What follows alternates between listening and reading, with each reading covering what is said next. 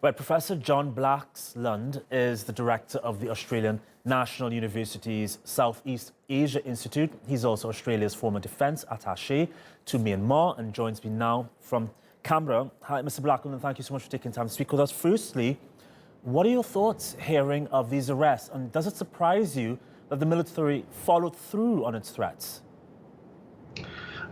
Sadly, I'm not surprised. It's because essentially what we're seeing is the Tatmadaw, the military of Myanmar, coming to a realisation that they don't need Aung San Suu Kyi in the way that they once did.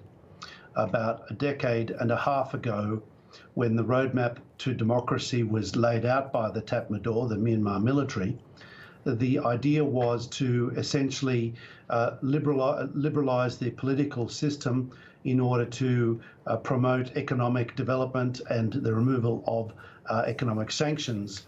That worked initially. The global financial crisis came along in 2008.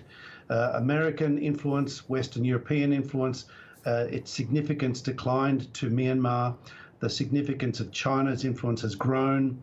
And of course, as you mentioned, the whole challenge with the Rohingya crisis has marginalised Aung San Suu Kyi and has given the military, the Tatmadaw, a sense of belligerent confrontation with outsiders who would look to challenge their position. Now, Aung San Suu Kyi, to her credit, from the military's point of view, stood up for them in that international arbitration over the fate of the Rohingya, as you pointed out. But that doesn't seem to have been enough, and that's partly because we're now in a situation where the Tatmadaw feels confident enough to assert themselves. They've got enough kind of coverage from behind, if you like, from China. They know that UN sanctions aren't going to be nearly as effective, and even if there is some kind of agreement, chances are that China would veto such a move anyway.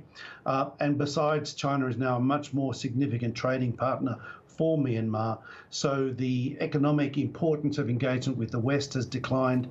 And I suspect that with the political momentum going in Aung San Suu Kyi's favour, with the 83% rating in the NLD, for the NLD in the parliament, that means that the military probably got to the point where they thought enough is enough from their point of view.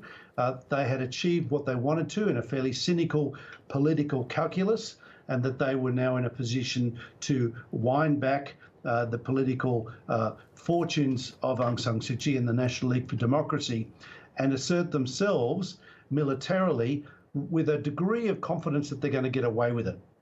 After all, the neighbouring Thailand had a coup 67 years ago. They got away with it.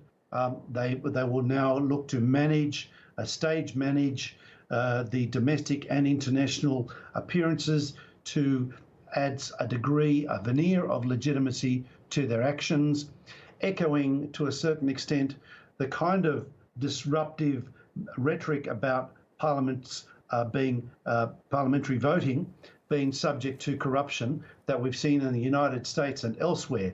So there's a knock-on consequence to that kind of rhetoric internationally affecting the situation in Myanmar.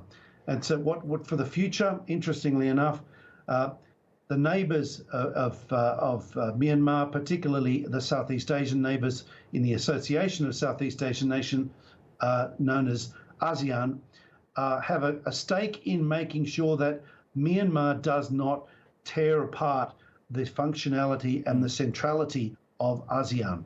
So we'll watch this space to see what happens. Professor Blaxland, you said earlier that the Tatmadaw no longer needs Aung San Suu Kyi like they once did. I found that quite interesting. And based on how you're describing the military and its elements, I get the impression that these arrests aren't really about the election result. Well, no, the election result was problematic, I see, for them, because it was going to give Aung San Suu Kyi way too much political power domestically. It was going to compromise the military's grip on power. They had written the constitution a decade ago deliberately to constrain the limits of democracy. And people talk about a path to democracy. This was always a cul-de-sac. It was never a highway going anywhere else. This was about ensuring that Tatmadaw retained control while giving a degree of legitimacy to the NLD, to the people, through democratic elections, but in a way that they could keep on control of the levers. And what we're seeing happen is the elections perhaps eroding that control and them feeling the need to assert their control to prevent it unravelling, and them losing control of what to them is critically important, the economic benefits of being in power. Interesting indeed. Professor John Blaxland, thank you once more for your time. We appreciate it. Thank you for having me on the show.